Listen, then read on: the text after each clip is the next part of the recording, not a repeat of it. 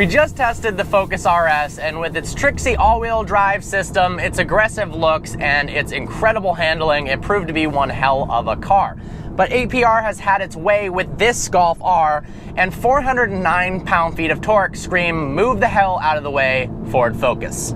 Right away, when you set foot in the Golf R, you realize, well, it's in the same class. It's the same type of car as the Focus RS. It is completely different. It feels so much more refined. This feels like an adult's car, whereas the Focus RS seems a bit like a toy. Now, that's not a downside for the RS if that's what you're looking for. Some fun car that's really for nothing other than having fun. This takes it up a notch with the maturity level. It's like a Focus RS wearing a suit.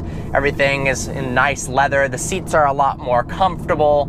Feels a little bit more airy and spacious in here.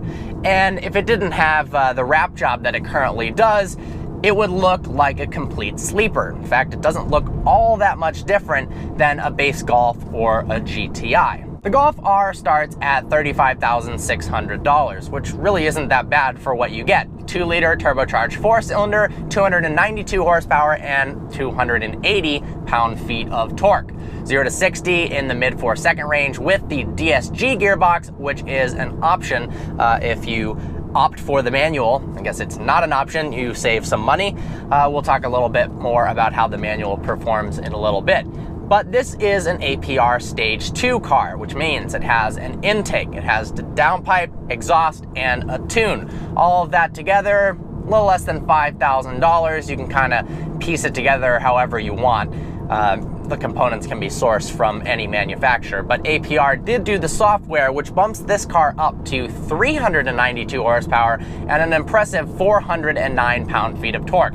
Honestly, this is in a different league of speed compared to a stock Focus RS. Of course, this has been modified, but even though it's only got an extra 42 horsepower and 60 pound-feet of torque over the RS, it feels a lot quicker than that. What's crazy is some of these cars equipped with a DSG gearbox have gotten into the 10s.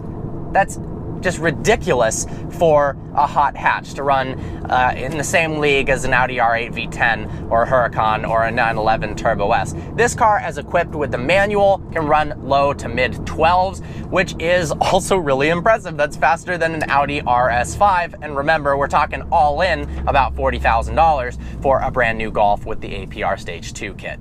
Finally, this is the first Golf that you can fully turn traction control off. Press and hold for a couple seconds the ESC off button. Let's put it in first, dump the clutch. We've got all-wheel drive. It's got a race clutch in it, aftermarket. Let's see how it launches.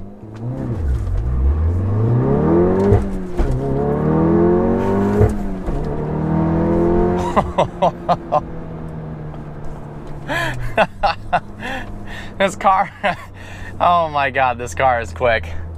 From a dynamics perspective, this car is not quite as tricked out as the Focus RS. We have an off-the-shelf Holodex all-wheel drive system, but it does provide plenty of grip, a ridiculous amount of extra grip compared to the front-wheel drive Golf GTI. That car, if it gets rainy, it's spinning the tires everywhere. This, you get a little bit of a chirp, and then off you go.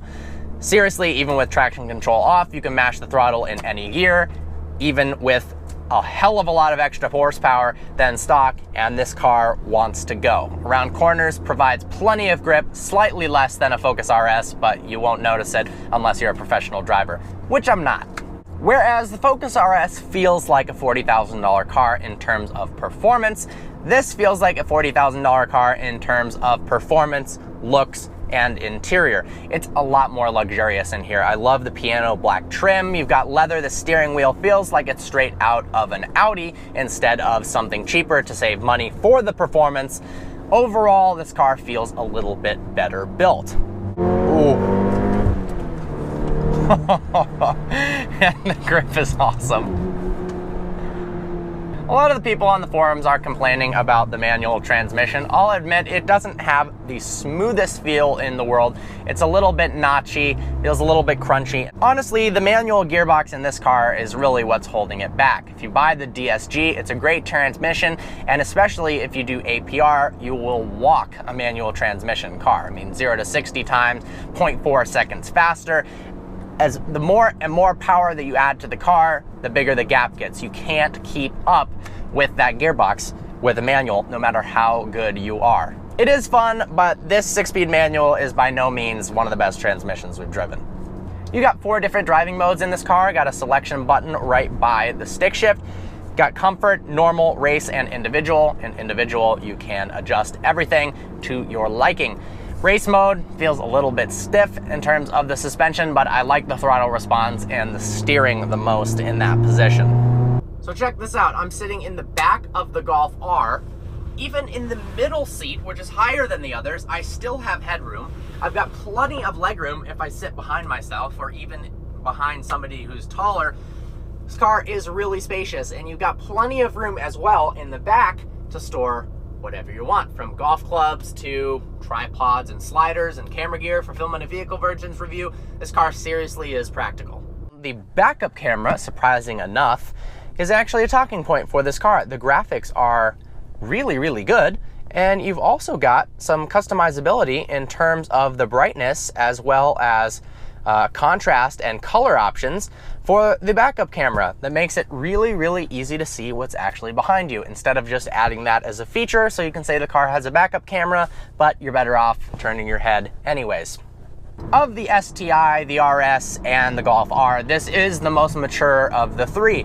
It is totally a hot hatch that is fun to drive, especially if you tune it. It's stupid fast, and it's absolutely a daily driver. This is a practical car that you can drive year-round. This car has aftermarket suspension. It's lowered a bit, but even though the springs are stiffer, it's still comfortable to drive. Of course, with the different driving modes, you can customize it however you like. I'm really liking the Golf R. Now, if you're looking for something that is a ton of fun on tight back roads and that's all you care about, get the Fokus RS. If you're looking for something that's great year-round, this is the best. And if you're looking for something that can run high 10s in the quarter mile, if you modify the crap out of it, look no further than the Golf R. Well, I hope you enjoyed this video. Like always, please browse our channel and subscribe. I look forward to seeing you next video.